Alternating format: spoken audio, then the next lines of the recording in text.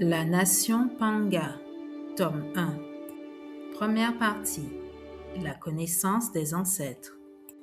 Épisode 4. Les liens du passé. Le principe de famille. En tout état de cause, la vérité du Imi induit la fausseté du principe de l'Elapa pour révéler le concept de famille éphémère et de famille perpétuelle. La famille charnelle est éphémère. Ce n'est qu'une maison d'accueil pour des amas qui n'auront qu'une volonté, celle de retrouver leur vrai Lélapa, même dans des lieux différents, à des âges variés, sous des aspects insoupçonnés. Certains êtres, par exemple, ont un nez quasi magique du fait de leur spin et de leur rencontre préalable dans une vie antérieure.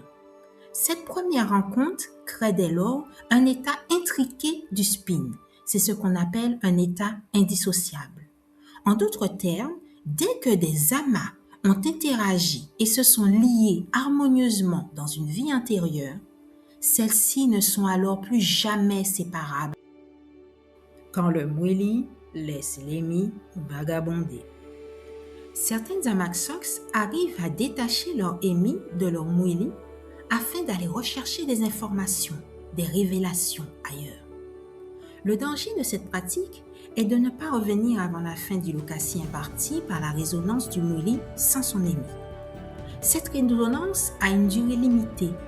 Elle est telle une mélodie caractéristique.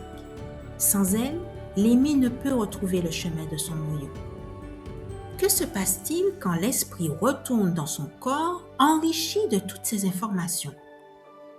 Les informations recueillies ne seront transmises à l'état conscient qu'avec le degré de liberté permis par le djinni.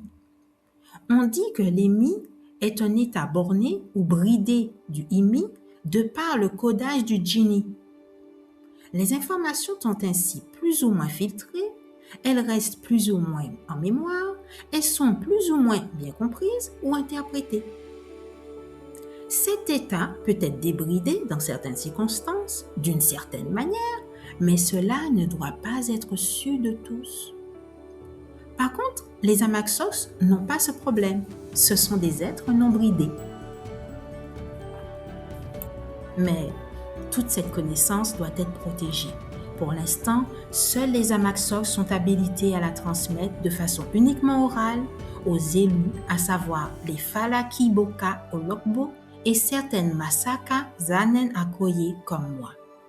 Pour autant, je nourris le désir de graver cette science à l'intention d'une descendance lointaine.